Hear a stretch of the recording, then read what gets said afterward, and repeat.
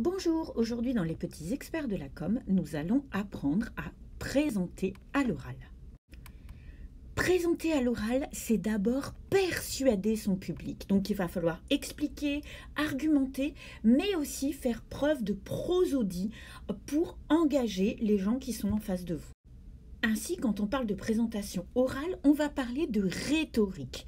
Aristote a théorisé la rhétorique.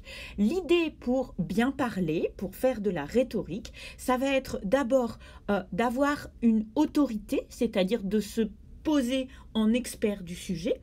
Ensuite, d'avoir un argumentaire, c'est-à-dire un discours logique, donc ethos, crédibilité par rapport à l'autorité, logos, le discours logique, et enfin de jouer un petit peu sur la psychologie, sur les émotions, ce qu'on appelle le pathos.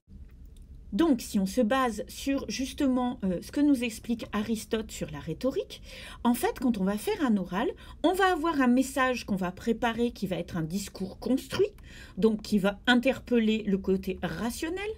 Nous-mêmes, en tant qu'orateurs, on va jouer un petit peu sur cette expertise, sur cette crédibilité qu'on va avoir. Et puis enfin, on a un public en face de soi qu'on va essayer de psychologiquement manipuler pour le persuader, le convaincre, le faire adhérer à ce qu'on est en train de raconter. Alors, faire une présentation orale, ça ne s'improvise pas. C'est-à-dire qu'il faut bien le préparer. Donc, un oral, on l'écrit d'abord. On fait un plan. On structure ses idées. On essaie de rendre sa présentation attrayante. Donc, ça veut dire qu'on peut utiliser, par exemple, si on a un support visuel, des petites illustrations. Ça veut dire aussi qu'on peut essayer de donner des exemples, des citations, de faire des accroches au public, d'interpeller le public. Donc, tout ça, ça va être les petits détails qui vont faire que votre oral va valoir le coup. Alors, attention, en fait, de ne pas avoir trop de texte. On va revenir en fait sur le support visuel et puis sur les notes de présentation. Mais en fait, essayez de parler sans texte parce que ça vous donnera un naturel qui est beaucoup plus convaincant. Un oral, c'est aussi quelque chose qui se pratique. Les grands orateurs, eh bien, ils s'entraînent. Donc, en fait, on peut s'entraîner seul ou face à un auditoire, on peut s'enregistrer. Un des points sur lesquels il va falloir faire attention, ça va être de choisir son langage, son vocabulaire, utiliser des mots précis qu'on sait prononcer, des mots-clés. Et puis également, le mieux, c'est de mémoriser son oral. Donc, par exemple, d'utiliser des petites fiches, de s'enregistrer, de faire des dessins, une carte mentale, tous les moyens sont bons, mais d'avoir des repères au cas où vous auriez un petit trou pendant votre présentation.